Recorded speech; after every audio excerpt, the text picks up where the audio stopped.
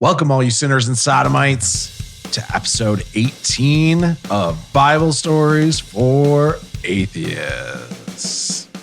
I'm Josh. I'm Linz. Since you seem to be going in slow motion there. I'm Linz.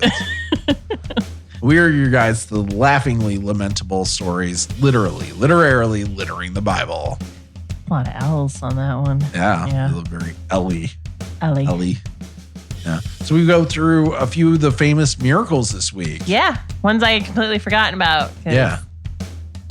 Reasons. So we talk about the feeding the 5,000. Yep. We talk about Jesus walking on water. Yep. And also feeding the 4,000. Feeding the 4,000. And then we find out about, we get a story about yeast. Yeast. Yeah. Yeah. And most importantly, we learn the fucking disciples are morons. Right. They're very dull. important. They're dull, as Jesus puts it. Yeah. I would say that folly, they have it. And they are defiled. They are defiled. So we get our lewdness on in this episode. And so strap in, strap on for episode 18, Jesus Yeast.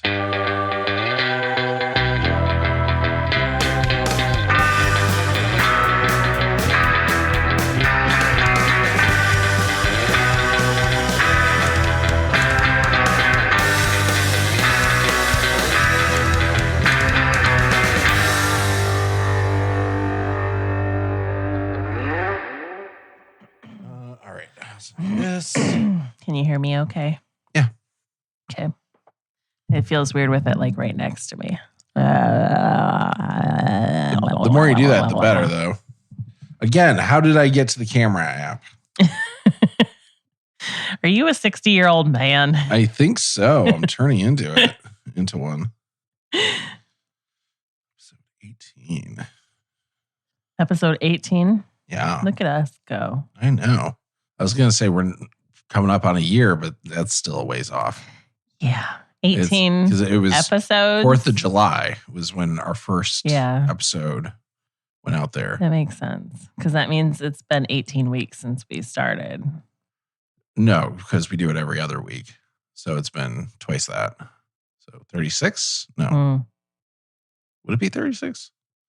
Well, that is 18 times 2. Yeah. Is it? Okay. Yes, it is. I was never good at memorizing timetables. I think that's such a weird thing that we tell kids to memorize the timetables. Especially, maybe it's just because today we have calculators everywhere. Yeah. Also, you should just be able to do simple math in your head. Yeah. As like a tool for life. Yeah. Right? I've always struggled with that. Like, I've always been better with formulas than simple math. Do a formula in your head. Well, I can do that. So 20 plus 20 minus 4. 20 plus. See, that's simple math. That's not a formula. I mean, it's longer than 18 plus 18. No, like I mean, like I'm good at like putting algebra. You're good at putting something into a calculator? Well, I'm good at like I'm good at thinking like, all right, so this is how this variable, if you take this variable, divide it by this, it'll give you this, and then like that'll give you this kind of a curved line and things like that, like graphing it out and stuff. Mm-hmm. But when it comes to like 20 plus 20 minus 4 or whatever, I'm like, all of a sudden I feel like I'm dyslexic. Yeah. All right. Math dyslexia is a real thing. Is it? Yeah. If it is a real thing, then I might have it. It is a real thing. People who struggle with math tend to find out later in life that they do really well at things like what you're talking about because it requires more like calculator work and like visual sort of stuff. Yeah. Anywho. Today on Wide World of Math. Yeah. So last week, or last episode, we covered a bunch of parables. Jesus got accused of being crazy by his family. Oh, right. Yep. Yeah. Yeah. From the mother that had sex with God. Yeah. And then accused but not him in that gospel. And then it was true. It just makes the whole idea of it fucked up. If that story's in the Bible, yeah, and it's allowed because in that story in the Bible, in that book. Mark. Yep. In the Gospel of Mark. She wasn't a virgin or didn't give birth. Nothing about the virgin birth. Right. Yeah. Mary would have no idea that Jesus was actually God incarnate, And it just kind of throws it in the face of all of the other books that everyone kind of just super believe. Yeah. And is the hinge, right? You kind of need that virgin birth. Otherwise, yes, 100%, I think you are fully justified in being my son thinks he's the son of God. I think he's crazy. Right. Yeah. If Connor was rolling around and people were following him and he was like, I'm the son of God. And I'd be like, fucker, you are not. Yeah. I think you need to bathe more often in order for that to be true.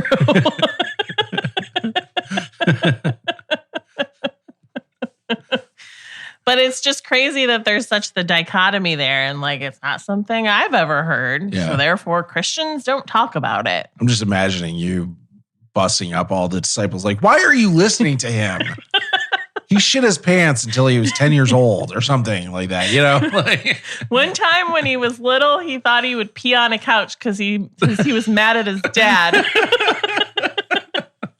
He also peed in a trash can just to know what it felt like. This is who you're listening to.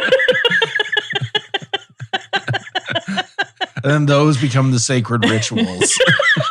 Everyone's just peeing in trash cans. Yeah, and on couches out of anger. Religion started by people with daddy issues. I mean. Yeah. I think that's the case already. I know.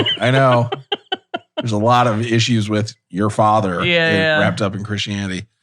Anyway, he calmed the storm. He met the famous demon Legion. Yes. Yes, the I Am Legion. Yeah. Yes.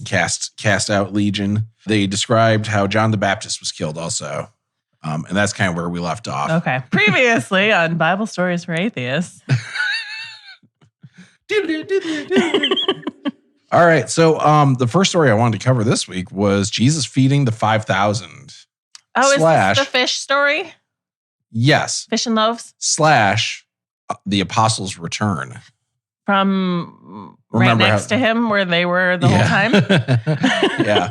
So, you remember they were supposed to fuck off and be Jesus-y. Right. Exactly. But there was no sign of that in any of the stories we heard in between him telling them to fuck off. When they came back. Yeah. Yeah. It sounded like they were just there the whole time. Right. Exactly. Yeah. So, the feeding the 5,000, and these are right next to each other, so we're just kind of grouping them together. But feeding the 5,000, that's Mark 6, 30 through 44, Luke 9, 10 through 17, Matthew 14, 13 through 21, and John 1 through 14. So all four Gospels. John 1? So John this is 6, right. John 6, 1 through 14. Oh, John 6, 1 through 14. Okay. I was like, wow, he starts off with this? Right. No.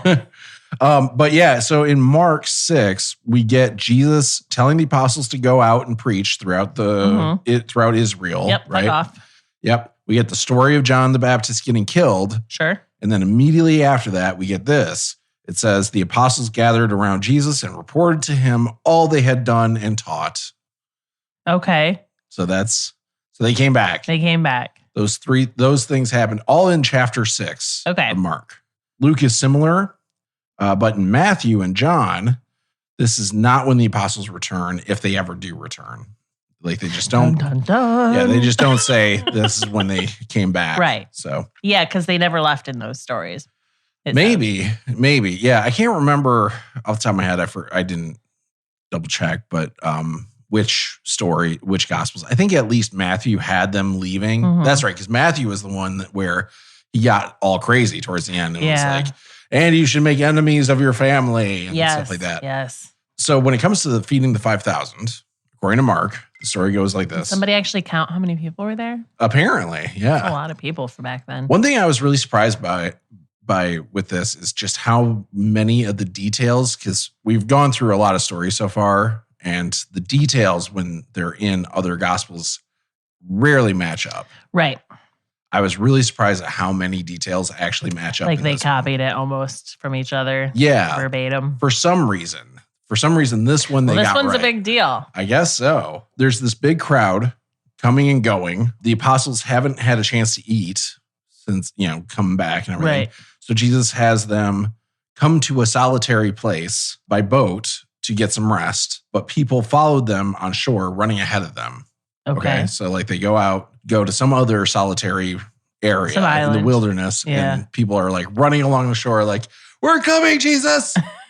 Well, yeah. You can't escape us. Jesus mania. Yeah. It's like the Beatles. Yeah. And then it says this, when Jesus landed and saw a large crowd, he had compassion on them because they were like sheep without a shepherd.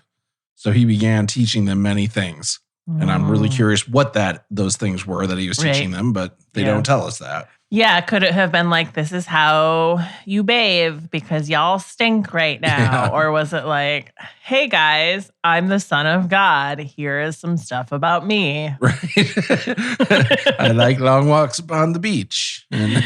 I want to be left alone, but nobody will leave me alone, guys. It's crazy. I keep telling y'all not to talk about it when I heal you, but you keep talking. Here you all are. Yeah. So they end up in a, quote, remote place, unquote. And the apostles suggest to Jesus he send away all of these people, right? Easier said than done. What good are fucking apostles if they can't do at least a little bit of fucking crowd control? Right. I'm sorry. Yeah. Do you ever see the famous person like shooing away the people in the crowd that have gotten too close? Yeah. No, it's the security. Doesn't he have the Sons of fucking Thunder to do this work for him? The Sons of Thunder. Try to remember which ones those were. I don't remember. I think it was Peter and Andrew or something like that. I don't remember. I just know that he has James. Two people there that refer to themselves as the Sons of Thunder. Yeah. And they're like, Jesus, make these people go away. Yeah. And they've got the members only jackets. Yeah.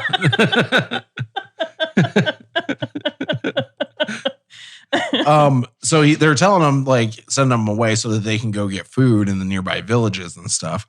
But Jesus tells them to just give them something to eat. Yeah, right? He's basically like, I'm Jesus. Do your jobs. Right. What did I hire you for? They say that'll take half a year's worth of wages. Jesus asks, how much bread do they have? Turns out they have 5 loaves and 2 fish. Okay. And then it says this.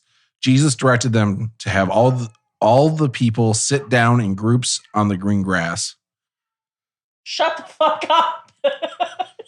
Jesus walking around like blah, blah, blah. Pretty much. All you guys do is talk. I've got things to say. I think Jesus was great.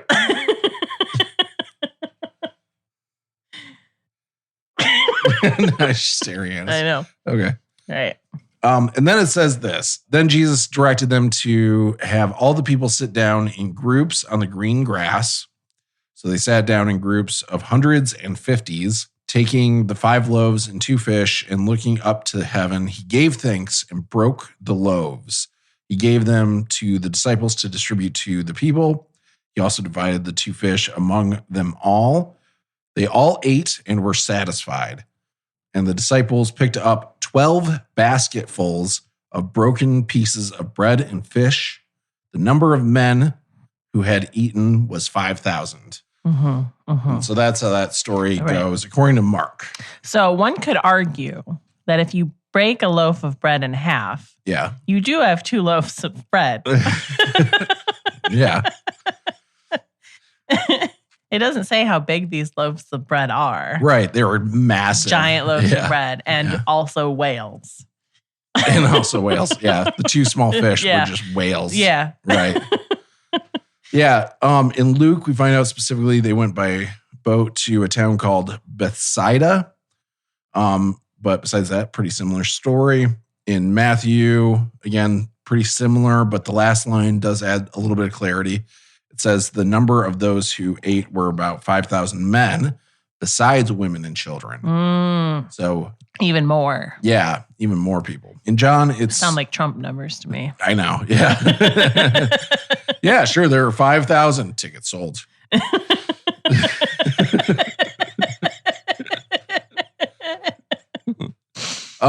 John is similar, but an interesting ending. It says, quote, after people saw the sign Jesus performed, they began to say, surely this is the prophet who is to come into the world. Jesus, knowing that they intended to come and make him king by force, withdrew again to a mountain by himself. What does he want? I don't know, but this is the first time we're hearing about them making him king by force. Yeah. You know? It's like they either want to make him king or kill him. And it's all by force. He doesn't want to do anything. Right. But yeah, really, what does he want to be doing? What does he want to do? Because he's telling... He tries to heal people, but then he tells them not to talk about it. Yeah, he's getting the apostles to kind of like do the work for him. Right. But apparently they're already done. Fuck off and do my job. Which, why are they done if it wasn't supposed to be until the Son of Man returns? Right. They wouldn't be done until the Son of Man returns, was what he said. Yeah. They finished early. Apparently. Yeah. Well, I mean, they can't even do simple crowd control, so. Yeah. Those sons of thunder. If he would have had women on his little team, his little apostle team, and they weren't like the women that were just following him to like make sure they ate or whatever it was that they were doing.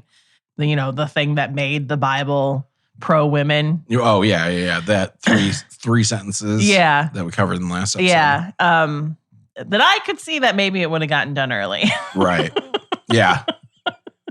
But not men. Sorry. No. Sorry, guys. Y'all aren't very organized.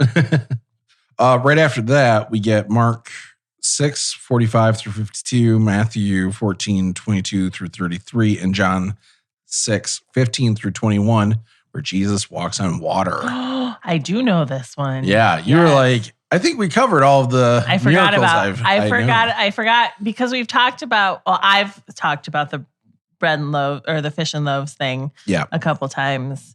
So in my head, we had already covered it. Yeah, but I did completely forget about the whole walking on water thing. Right. Yeah, which is arguably one of his most impressive feats. Right, assuming that it took place, which it didn't. But yeah, right up there with bringing people back from the dead. I feel like yeah.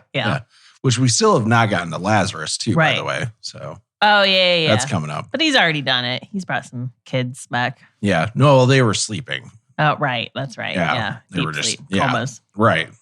Yes. So in Mark, I'm just going to read this out because it's pretty short. It says, immediately Jesus made his disciples get into the boat and go ahead of him to Bethsaida while he dismissed the crowd. So in Luke, he's in Bethsaida. They were already in Bethsaida for the feeding of the 5,000.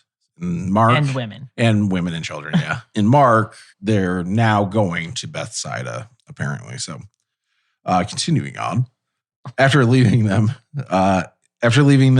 he went up to the mountainside to pray. Later that night, the boat was in the middle of the lake. So this is the Sea of Galilee, and he was alone on land. He saw the disciples straining at the oars because the wind was against them. Shortly before dawn, he went out to them, walking on the lake. He was about to pass them, but when they saw him walking on the lake, they thought he was a ghost. They cried out because they all saw him and were terrified. Immediately he spoke to them and said, "Take courage, it is I, don't be afraid." Then he climbed into the boat with them, and the wind died down. They were completely amazed, for they had not understood about the loaves. Their hearts were hardened. And then this is just a side note. Even though they set out for Bethsaida, it says they land in Gennesaret. So different town. So they're not good at navigation. Right. Yep. They didn't understand, even though they cleaned up all of that trash bread and fish bones. Yeah. And there were baskets and baskets. Yeah. And they knew at the beginning there were only 5 loaves of bread or whatever and 2 fish. And then they cleaned up all of this shit. Yeah. The garbage was more than what they originally started with. They didn't understand? Yeah. Who the fuck? And that's why. I'm sorry. Well, that's why they also, it's because they didn't understand that they were terrified of Jesus walking on. Yeah, Jesus walking on the lake. It doesn't make any sense. They've seen him bring people back to life. Yeah. Yeah. In theory, they've seen him turn water into wine. But these people that are following him, I'm starting to judge their mental capacities. And that doesn't look good for Jesus as a leader. Because when everyone that's following you is that fucking stupid, it makes you feel a little bit like it's not that hard. Yeah. To get people to follow you when they're all stupid. Luckily, Jesus held them in high regard and everything, and as we'll see throughout this episode. So in Matthew's version, the story is almost verbatim until we get to this. Then it says, but Jesus immediately said to them, "Take courage, it is I, don't be afraid." "Lord, if it is you," Peter replied, "tell me to come to you on the water." "Come," he said. Then Peter got down out of the boat, walked on the water, and came toward Jesus. Peter walked on the water too. Yeah. Was it ice? Was it winter? Was it winter? Is that why they weren't moving? Yeah. But when Peter saw the wind, he was afraid and began to sink. He cried out, "Lord, save me." Immediately, Jesus reached out his hand and caught him. "You of little faith," he said, "why did you doubt?" And when they climbed into the boat, the wind died down. Then those who were on the boat worshiped him, saying, "Truly you are the Son of God." So that's the Matthew version. They're just now they've been following him this whole time, and now they're finally like, "Truly you are the Son of God." Yeah. What the fuck have they been doing this whole time? Right. They were out proselytizing for him, casting out demons and healing people. Yeah. I know, they're thick. They are. And also, who's scared of wind? I know, like, you're fishermen. Like, you should know how to handle this. He saw the wind. Yeah. Is that what? Yeah. He walked on the water and came towards Jesus, but when he saw the wind. He saw the wind. I totally didn't catch that. No wonder he's scared. He's like, "I can see wind." What the fuck were in those loaves? Well, to split a bunch of bread and fish in half. Yeah. You have to add a lot of LSD. You have to add a lot of LSD. Make people think they're actually eating more. Right. In John, it says they're heading for Capernaum instead of Bethsaida. And then it says this, but he said to them, "It is I, don't be afraid." Then they were willing to take him into the boat, and immediately the boat reached the shore where they were heading. Oh, so the wind did not die down there. Yeah. It shot them right to the shore. Yeah. Where they meant to go. Right. Not in the wrong place. Yeah. Like the last story. And so it's important because, like, a lot of people talk about Peter walking on the water and everything. Only in one version of the Gospels. Right. I had never heard of that version. Oh, really? Yeah. It's a big thing in Christianity because it talks a lot about faith. I mean, the allegory is there, obviously. Yeah. Like, he got scared and started sinking. Right. You get distracted. Oh, ye of little faith. You stop looking at Jesus and start looking at the wind. Right. Yeah. The thing that's real as opposed to the thing that may not be there. Right. I thought for some reason there was a bit more spectacle to that story.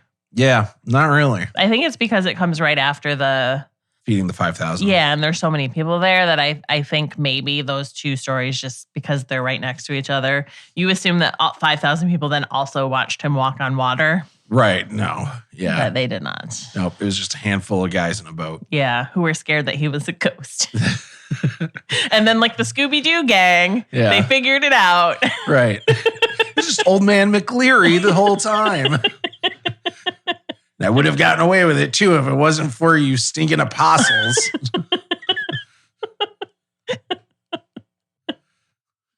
Oh, you. Peter's like, ruh-roh. Anywho, we come to Jesus talking about the bread of life. Manna? So it's talked about. Manna is talked about in this. I tried not to get too deep into this one because it's pretty repetitious and it doesn't have a lot of point to it, I don't think. But so this is just in John 6:22 through 59. Well, yeah, that's a lot. You said story. 22 through 59. Yeah. And it's all about just the bread of life. Right. Yeah. So he's talking to some folks. Keep in mind, this is coming very shortly after he just fed all of those people, right? Right. There's these, if I remember correctly, because I failed to put this in the notes, but if I remember correctly, these were Jewish leaders that came to him afterwards. And he tells them that his flesh is the bread of life. And if they eat his flesh, they will never go hungry or thirsty again. Yes. Zombies. The writer of John keeps making a point that the, quote, Jews, unquote, weren't getting it. Wow. This very anti-Semitic. It sounds like he's actually talking about eating his own flesh. He really so this is an excerpt from it. Jesus said to them, "Very truly I tell you, unless you eat the flesh of the Son of Man and drink his blood, you have no life in you. Whoever eats my flesh and drinks my blood has eternal life, and I will raise them up at the last day. For my flesh is real food, and my blood is real drink. Whoever eats my Jesus. yeah." Why isn't that a thing? Why are we eating tiny little bread men filled with some sort of that's what gingerbread men should look like? Some sort of delicious red drink thing. Gingerbread inside. men at Christmas should look like Jesus. Yeah. Filled with jelly. Right. Red jelly. Right. Yeah. Whoever eats my flesh and drinks my blood remains in me and I in them, just as the living Father sent me and I live because of the Father. So the one who feeds on me will live because of me. I know it's weird. Sounds like he's trying to get a bunch of people to just suck his dick. I'm just saying. All bodily fluids are good. If this was a dude saying this to me nowadays, like in real life, and he was like, "Eat of my body and drink of my fluids," I'd be like, "I'm not touching you." Yeah. Gross. Yeah. Why do you look sticky? This is the bread that came down from heaven. Your ancestors ate manna and died. But whoever feeds on this bread, and then he pointed at his junk, will live forever. He said this, so that's the end of the quote there. He said this while teaching in the synagogue in Capernaum. Isn't that the synagogue he was found at when he was a little boy? Wasn't that in Capernaum? No, that was the temple. Oh, okay. In Jerusalem. Oh. But we have seen other stories where, so there's a note here. Incidentally, there is an earlier line saying, quote, "They said, 'Is this not Jesus, the son of Joseph, whose father and mother we know?'" So this is likely John's version of Jesus getting rejected at a synagogue, which we've had stories of that previously. So this sets up what then becomes like the communion. Kind of, yeah. So the Last Supper really nails that down, but this is like the first we're hearing of that. But he's not real clear on like what I mean by my body is bread is like I will take bread and transfigure it into my body. Do some real alchemist shit on it. And is that what he means though? Or did he actually want people to eat? Well, just based on like what they do in the Last Supper. Yeah. I assume, which you should never do with the Bible because that's what everyone does. Yeah. That's what he means. But in this, it just straight up either sounds like, just bust a piece off of me. Right. And you'll be good to go. I'm the Son of God. It'll grow back. So just peel here. Yeah. Eat some skin. Yeah. Some Jesus skin. And also like then take some blood. Yeah. It makes him sound real vampire-y. I know. I was just. Do you remember Dracula 2000?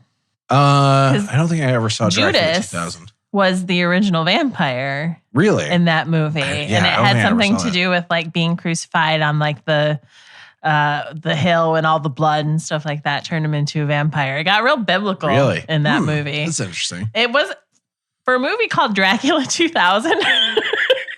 It was actually an interesting sort of plot device that they used. But that's what it makes me think about is Jesus is just like, and then you'll all be vampires. Yeah. Right? You'll live forever. Yeah. He fucking says it. You'll live forever. Right. Jesus is a vampire. I think we've discovered that. Yeah. Yeah. Yeah. I mean, he just had to go behind a rock and rest for 3 days to come back to life. Right.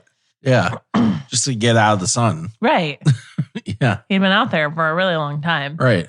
And then he ascends to heaven. He flies up. Yeah. Sure. Right. Yeah. This is just a really great vampire story. I know. And then he gets into what defiles people. Okay. So the question of... So what makes their souls unclean? Kinda, yeah. So this is Mark 7, 1 through 23 and Matthew 15, 1 through 20. I think the next several stories we're going to have are just in Mark and Matthew. Mark's version of this goes like this. Jesus' disciples are eating with, quote, defiled, unquote, hands, which means they haven't washed. And there's this explanation. Yeah, they use their hands to wipe their own ass. Yeah, I mean, yeah. I mean, they probably did. Right. Yeah. Probably back then. They didn't have toilet paper back then. Right. That's a health thing. Yeah. Like Jesus should be like, guys, gross, don't do that. Yeah. And there's this explanation that Mark gives about how in Jewish tradition, you give your hands a ceremonial, quote unquote, wash. Okay. Which I don't think you should be ceremonial about it. I think it should be like, the idea of making it ceremonial makes it required. Right. Yeah. Nowadays, we're just like, well, wash your hands so you don't die from very easily preventable disease. Yeah. Back then, they're like, wash your hands because God needs you to. Right. So they wash their hands before eating, as well as washing cups, pitchers, and kettles. And it is interesting because I did just watch the show the other day that talked about, and I have no idea. This was a fictional show, so I have no idea how accurate the story is, but it sounded pretty accurate. Was that, there's this scientist, I can't remember his name, in the mid 1800s in Germany who I think was put in charge of 2 maternity wards. And he noticed one was like a school maternity wards. Was this the guy that figured out that washing your hands before surgery would prevent death during surgery? Exactly. Yeah, and thus revolution. But a lot of people pushed back on him about it for some reason. Yeah, so according to this is this show, from The Nick? What? Is that is this the show that you're talking about? The Nick? No, it was Midnight Mass. On okay. Netflix. He talked about this. Yeah, the guy realized that the maternity ward that was all about studying giving birth and then doing autopsies on stillborn babies and stuff like that. That one actually had a higher mortality rate among infants than the free clinic that was ran by midwives that he was also in charge of, right? And he could not figure out why. And then he came up with the idea of washing your hands between doing the autopsies and doing the deliveries. Right. And the mortality rate went way down. That is absolutely a true story. Yeah. Yeah. And then they were saying in this that he ended up getting put in a psych ward over it because they didn't believe it. Yeah, it was decades before germ theory. Yep. Yep. But yeah, I think it was that and sterilizing cleaning off the equipment in between surgeries and stuff like that. Right. Went along with that, and people just thought he was fucking nuts. Right. And even though he had proof. The rates went down. Yeah, it's crazy. It just shows you how people have been kind of weary of provable science for a really long time now. Yeah, and really that was the beginning of that kind of stuff too. That was the dawn of modern science, really.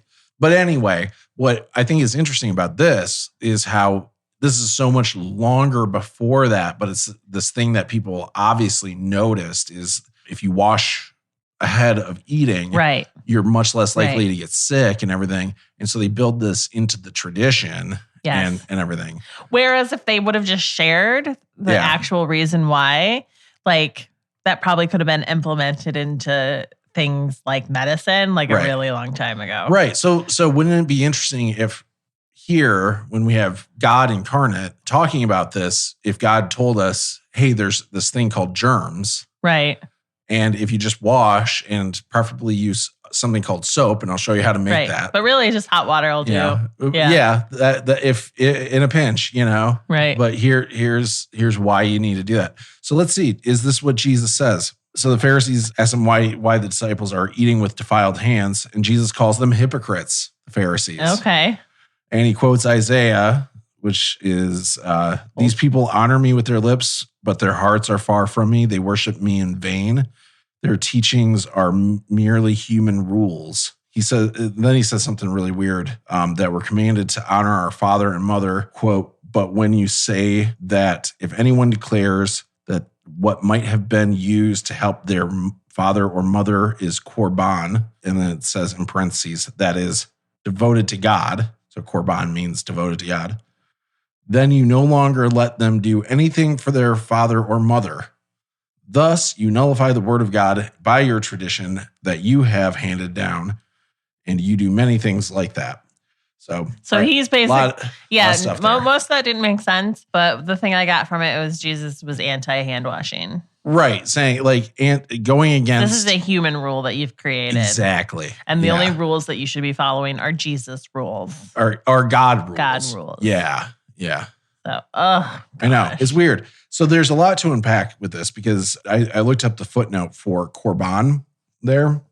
And apparently this refers to Jewish sons donating money to the temple that could have gone towards supporting their parents. So this was something that was going on that Pharisees and Sadducees, these are the priests of the Jewish faith at this point. They obviously want these donations coming into the temple that pays their salary, basically, right? Right. So Jesus is calling them out because they should have been helping their family instead. Exactly. Like that's just as holy as giving it to the temple. Yeah, except all of these Christian churches expect a certain fucking amount of money from you when you're a member of the church. Oh yeah, tithing is 10% of your income. That's a huge tax. Mm-hmm. You know? But you could put that money towards helping your mother and father. Yeah. And one could argue that too, is that helping people who are in need, even if it's people close to you, that does count as, your 10%. Yeah. I would argue that there are probably some churches that actually take that money and do good things with it. Oh, yeah. I don't think all churches are evil. No. I think there's some actual good churches out there. I don't know that the religion that they're connected to is good. Right. But the people running the church have a good heart. But there's a lot of churches out there that like you're, buying hot tubs for fucking people to get baptized in. Or like a fucking coffee bar to have in the church. Or a private plane for the mega church pastor. Bullshit like that. So when I worked at, this is slightly off topic, but not really, because in my previous job, we would do this thing where every Thanksgiving we would buy like 20 turkeys and then we would try and give them to families who wouldn't have and then we would do like a donation thing where people could, donate stuff to go along with the turkey. And then we would hand them out to families in need. Yeah. And for a long time we had a partnership that would supply us with the information, but I think they ended up going under. So one year we went to the church of the neighborhood that our store was in, and they were straight up like, no, we don't want to help you because of the types of movies that we carried. And so basically what they were saying to me is because of something that we've made a moral judgment against, we're not willing to help you help other people. Right. Did you explain that this was a video store? It was a video store. Yeah. And I just thought that was complete and utter bullshit. Right. Literally this food is meant to help people in your congregation who need it. Yeah. But you're just like, no, we can't be affiliated with you for reasons. Yeah. Well, in their defense, you were also trying to give these adult DVDs to them with the turkeys. No, you weren't. Then what reason would they have for not being okay with this? They're in the store. Yeah. And, church can't be known to be doing business with a place that also, I don't know, helps people with their carnal desires, I guess. Yeah. I don't know. I thought it was real fucked up. I know. That is very fucked up. That's judgmental and shit. Like, it's not reflective of the Jesus who hung out with the tax collectors and the prostitutes. Yeah. In theory, although we did find out the prostitute that he was known for hanging out with wasn't actually a prostitute. But I mean, she could have been, but it doesn't explicitly say it. Yeah. I mean, she was an unmarried woman. So if she's not married, she's just a whore. Right. Yeah. She's an unmarried Mary. So it also says that Jesus says that nothing outside of a person can defile a person.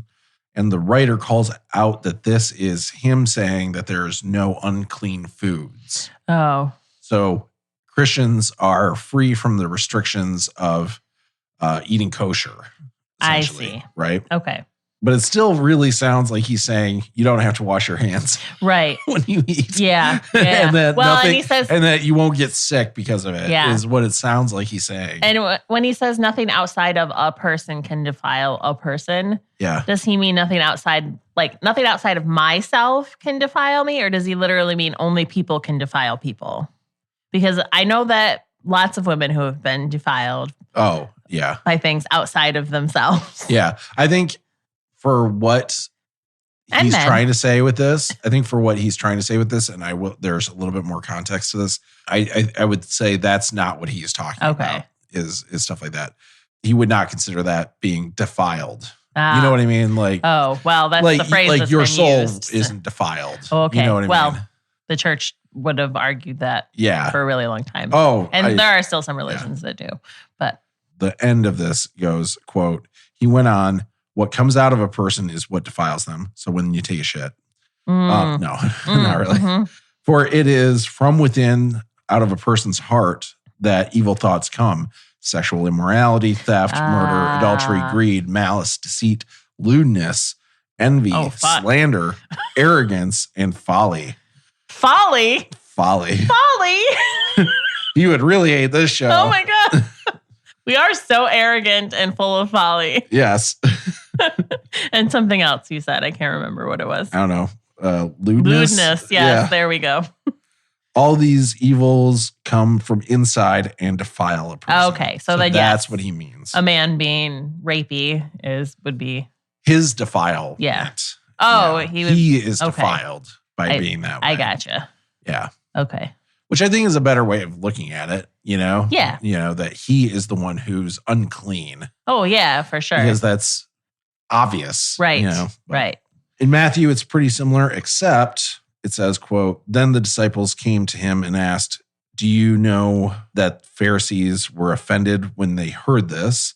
He replied, every plant that my heavenly Father has not planted will be pulled up by the roots. Oh. Leave them. They are blind guides.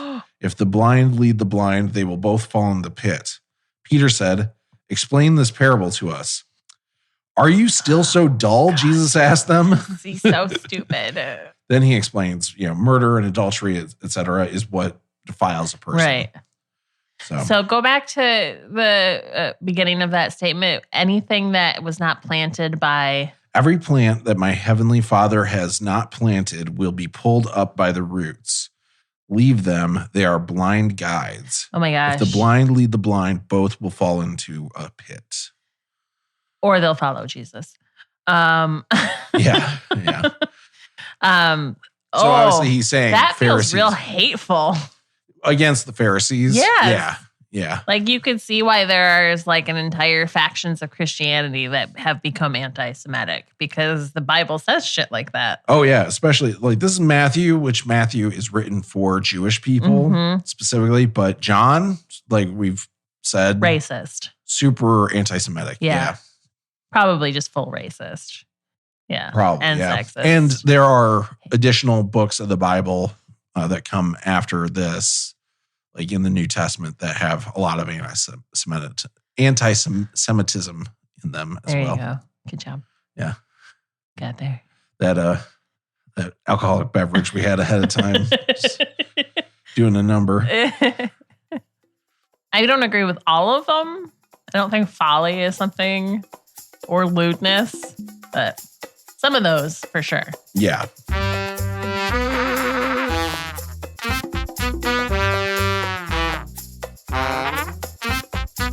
Finding quality employees is incredibly difficult these days. With so many people changing employers, it's hard to tell if the person you select is actually right for you.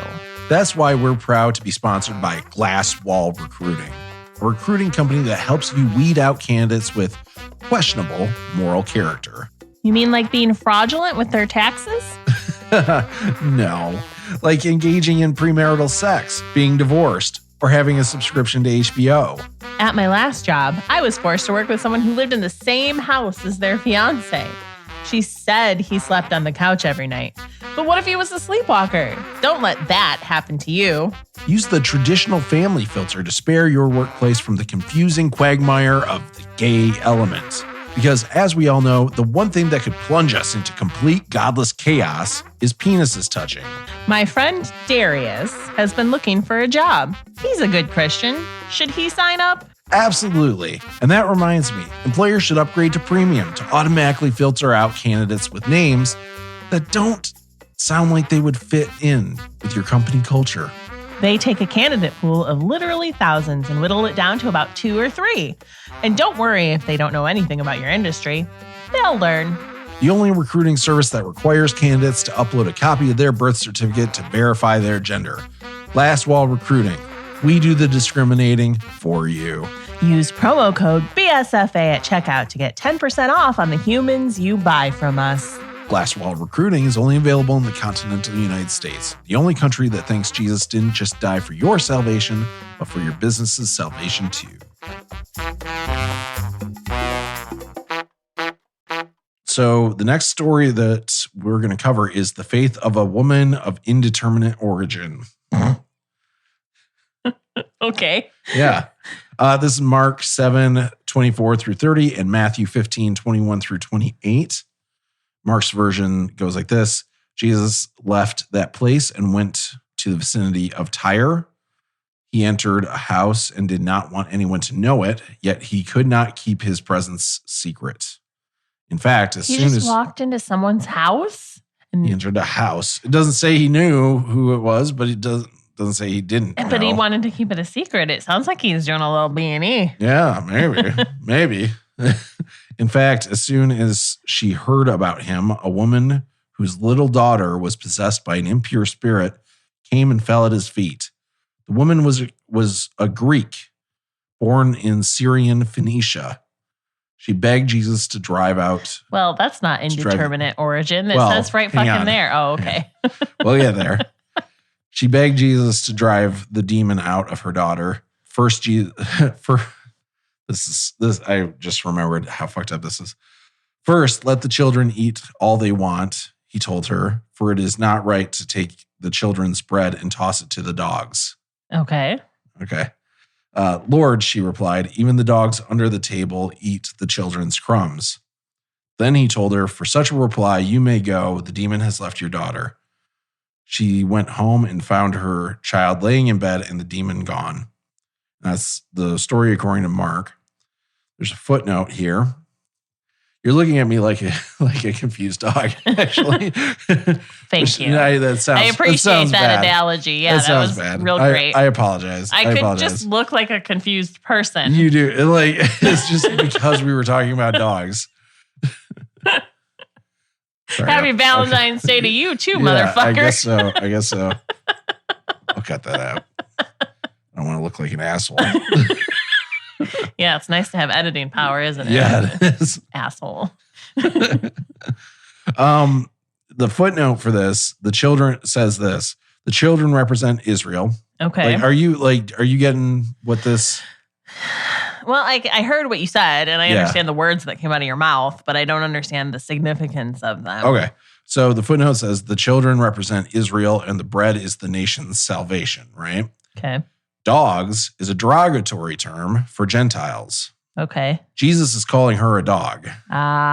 Jesus is saying that, I need to spend time and talk to the Israelites. The people who believe me. Believe in me. Well, specifically, no, they don't necessarily yet, because he's still spreading the word. The people who believe in God. His God. His God. Yeah. His dad. Right. Like, it's better for him to do that than then throw it to the dogs. Right. And then she's like, well, even the dogs get the crumbs from under the children. Therefore, you might not be talking to me, but I hear you. Right. Yeah. Can't you throw me something? Right. Yeah. What a dick. I know. It's a really shitty story. It is. It's the real dick thing. And they've hidden it behind a story that doesn't actually make sense. Yeah. Because once you read into it and understand that that's what it means, then, fine, whatever. But literally, he's just let the children eat food first. And I'm like, what fucking children? Right. You think he's talking about the daughter or something. Or right? children in this house he's broken into. They're all sitting he's around just a hanging out table. with a bunch of orphans or something. There's just this family sitting around a table, like trying to eat while they're just ignoring that Jesus broke in. Right. And he's talking to some woman with a demon-possessed daughter. Yeah. And he's like, let them eat or else the food will go to the dogs and we don't want that. And then the lady's like, well, the dogs in my house get the crumbs of our bread. Yeah. And he's like, all right, your daughter's saved. Yeah, that's exactly. Yeah. It's either fucking the worst story ever told or it's the most insulting thing ever said. Yeah. Neither of those versions of the story are good. Right. Yeah. But no, he's calling her a dog because of where she comes from. Because she's from Greece. Yeah. It turns out Greek people end up being like the most Catholic people ever. Right. Up there with Italians. Yeah. So Matthew's version is basically the same, except the woman is a Canaanite. Okay. So specifically says she's Canaanite. And Canaanite, if you don't remember, is the land that Israel took after Moses and Palestine. Joshua and everything. Yeah. Mm-hmm. Anyway, so that's Canaan. So 2 different places. Okay. Next, we're going to get a story very different than what we've heard before. It's Jesus feeds the 4,000. Oh. Yeah. So 1,000 less, that's less impressive. I know, it is. Why would you just, why even include this story? Right? If you've already done 5,000, do you need to do another 4? Right. Well, it's very different. It's a very different story. So this is Mark 8, 1 through 13, and Matthew 15, 29 through 39. Not in Luke, not in John. Yeah, because both of them were like, well, we've done this one already. I guess. We don't need to do it again. It's redundant. Yeah. So there's this large crowd that's gathered, and they've been with him for about 3 days. Oh, sounds exhausting. Yeah, and smelly. I go back and forth between Jesus being a real douchebag and feeling bad for him for having to be around all of these fucking people all the time. Right. Yeah. Yeah. It's a real celebrity persona that he has, because that's what I feel about most celebrities too, is they're probably douchebags, but I feel bad for them when they have to deal with like large crowds of fans and things like that. Yeah. So Jesus is worried about feeding them, and he says that if he sends them home now, they'll collapse on the way.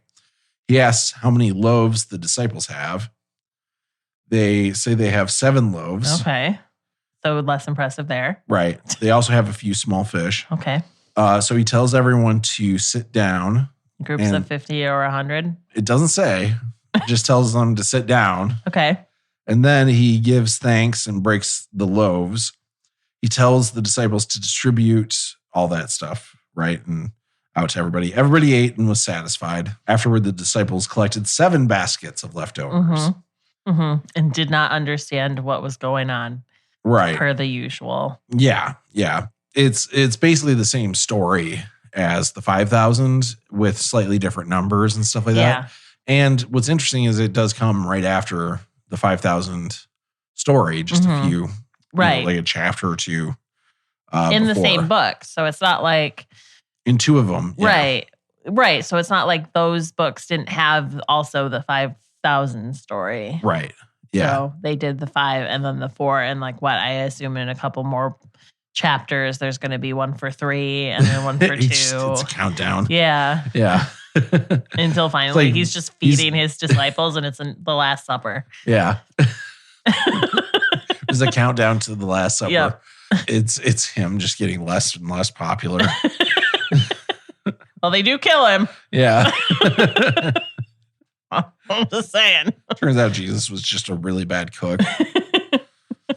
It reminded me of in episode 10, we talked about how we know that the Torah, the first 5 books of the Bible, weren't written by Moses. They were written by 4 other people. They were written by at least 4 people, and kind of explained why there were so many stories that were repetitious, that were basically the same story told with slightly different details and everything. A big reason for that was there were people that knew the oral tradition of, well, it's this, but it's with this person doing this. And then other people would know that same story, but it was this person doing it. And so you end up with a Bible that has 2 different versions of the exact same story with different people. Right. Slightly different details and everything. And that's what I kind of feel like this is. Right. At least it reminded me of it. The editors, yeah, the people who put this book together, right, left it in, even though the stories are super similar. Right. And what's interesting about this is it's actually called out in the next story. Is it? That, like, it's mentioned. Both of them are mentioned. Unlike in Genesis and Exodus and stuff, when there's duplicate stories, they don't talk about it. Yeah. But in this, they actually do talk about it. So in Mark 8:14 through 21 and Matthew 16:5 through 12, we get the yeast of the Pharisees and Herod. Okay. Right. Yeah. What a title for a story. Yeah. The yeast. The yeast of the Pharisees. Which we all know Jewish people hated yeast back in the day. Well, like they demonized it. Right. For lack of a better word, Because of manna. It represented unleavened bread. As I remember from the footnotes, they described it in the NIV Bible as being representation of corruption in Jewish culture. Like a little bit of yeast can ferment the whole loaf, and so it spreads and things like that. That's why it represents corruption. It spreads and procreates, basically. Yeah, that is what yeast does. They're right. Yeah. It's just a weird reason to not eat yeast. Yeah. They don't drink beer either? I would imagine they wouldn't. Unyeasted beer? Unyeasted, unleavened beer. I don't know. I mean, it would be fun to go back and listen, like be me now and go back then and listen to people say that and be like, you guys realize yeast is just like a thing in the air. You're breathing it into your lungs right now. Right. Like it's just a naturally occurring thing. Right. And they're like, witch! They're like, I don't understand what language she's speaking. But that's fair. They would not understand what I'm saying. She's so pale. Yeah. She's something's funny. I don't know what it is. They can't understand her. Right. This one is Mark 8:14 through 21, Matthew 16:5 through 12. Right before this, in both of the stories, Pharisees and Sadducees come to Jesus and they ask for a sign, like that he is God and all that kind of stuff. And he rebukes them saying, I've already done a lot. Have you guys not been paying attention? He kind of does. Yeah. Like, let me just run down my list for you. I've cleared some demons out of some people. I've brought in a couple kids back from sleep. I woke up some kids. I turned water into wine at a party. I broke a bunch of bread into fish, into more bread and fish. And I walked on water. Now, when I say it like that, the only thing that actually sounds impressive is the walking on water. And you guys weren't there for that. And you have to just trust Peter and the fact that he saw wind on that one. He's like, the most impressive part of that was seeing wind. So in Mark's version, Jesus is again crossing the Sea of Galilee. It says, quote, the disciples had forgotten to bring bread except for one loaf they had with them in the boat. Be careful, Jesus warned them. Watch out for the yeast of the Pharisees and that of Herod. They discussed this with one another and said, it is because we have no bread. Aware of their discussion, Jesus asked them, why are you talking about having no bread? Do you still not see or understand? Are your hearts hardened? Did you not see me turn bread into more bread before? Yeah. Do you have eyes but fail to see and ears but fail to hear? And don't you remember when I broke the 5 loaves for the 5,000? How many basketfuls of pieces did you pick up? 12, they replied. And when I broke the 7 loaves for the 4,000, how many basketfuls of pieces did you pick up? They answered, 7. And he said to them, do you still not understand? Oh my God, it sounds like he's a kindergarten teacher. Yeah, but it's like, this is the story where you realize that Jesus knows they're stupid. It's a kindergarten teacher, but the kindergarten teacher is like, do you see what color this is? It's red. Do you see what color this is? It's green. Then what is 2 plus 2? No. I'm really clipping out there. Then what is 2 plus 2? It's easier than that. One, you know how much space 5 loaves of bread take up. Yeah. And it's not 12 fucking baskets worth of space. Yeah. No, yeah, I get that. But the whole thing starts with him being like, be careful of the yeast of the Pharisees. Bim Kalazim, and like fucking their whole boat fills up with bread and then sinks. Yeah. And they're all just floating on bread to the shore. But what throws you off is he's saying like, it's that be careful of the yeast of the Pharisees and Herod and everything. Because it duplicates bread. And is he the only yeast that's allowed in the world? It has nothing to do with that. Jesus yeast. It has nothing to do with that. That's the thing is they think he's talking about the bread they don't have. Right. And actually he's talking about something completely different. Right. And he's pissed at them for not understanding it. In Matthew's version, it ends with, then they understood that he was not telling them to guard against the yeast used in bread, but against the teaching of the Pharisees and Sadducees. Oh. I really thought you were going to go with like vaginal yeast. Yeah.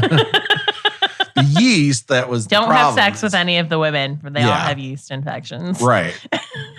Right. And don't bake bread with that yeast. So the yeast, because their ideas spread like yeast, right? Duplicate like yeast. Right. And they're corrupt. Right. I see. Yeah. The only yeast allowed is Jesus yeast. Jesus yeast. I mean, he does. Yeast. He does duplicate bread. Yeah. That's what yeast does. Right. Yeah. Yeah. I don't think yeast is corrupt. I know. Yeah. It's a weird analogy. The whole thing is like, well, of course they're not getting it. You Yeah. know, like, that's why I'm like, red, green, 2 plus 2 is 4. Yeah, okay. You know? Sure. But also like the fact that they didn't get that he was also kind of like, why are you worried about only having 1 loaf of bread? Yeah. Did you not see what I did? Yeah. Idiots. and they're like, oh, okay, so we should be careful. It doesn't really help us with the bread situation here. Oh, motherfuckers. Yeah. I don't know why I haven't killed all of you yet. Can you just split this bread and turn that into more? I think he's insinuating that he can. I guess, but he doesn't. Well, nobody asked him to yet. Yeah. You just got to ask Jesus and he'll do it. Isn't that the whole fucking basis of the religion? Just ask Jesus and he'll do it. I wish that's how easy it was. People seem to think that's the case.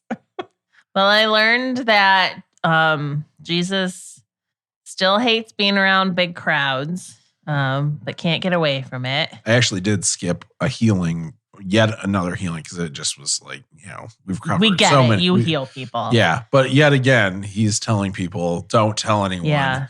And then they don't, you know. And well, how is he going to spread his Jesus yeast if he doesn't let the people tell him? Yeah. I mean, like, really, like when you're... That's what I'm really intrigued about. Yeah. And what we'll never get from the Bible... Sorry, that was really loud. What we'll never get from the Bible is what the fuck does he want from this? Whether you believe he's the Son of God or not, at the end of the day, what the fuck is he doing? Right. So much of his behavior is dichotomous, right? Where he says one thing and does the other. Yeah. I think we talked about it being a real sort of gaslighting situation in the past on some episodes. Probably. But also, like, his disciples are morons. You get this real feeling that they're just the dumbest people. Right.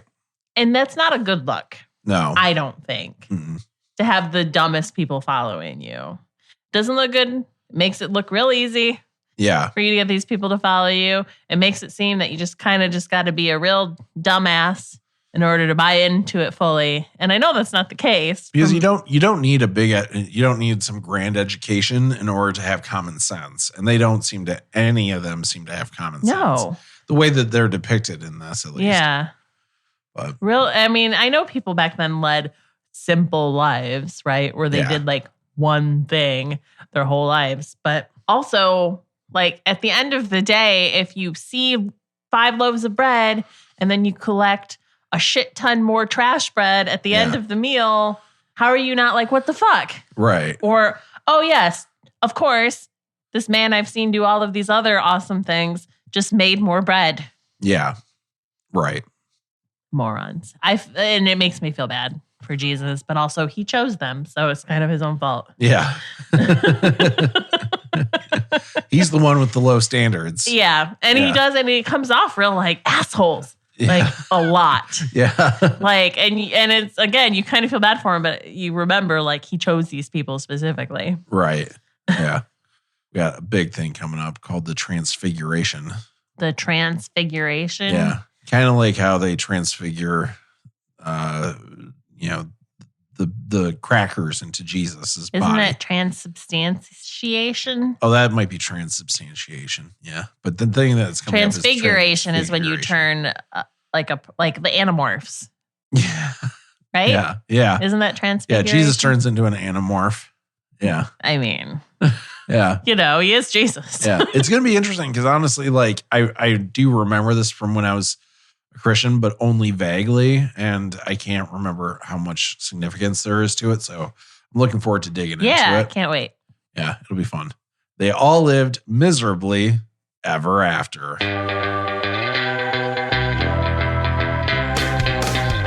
Thank you so much for checking out our podcast.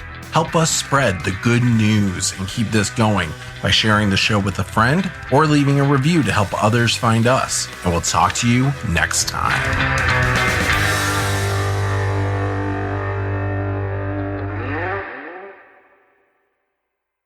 Previously on Drunk on Comics. Cut that. Cut that.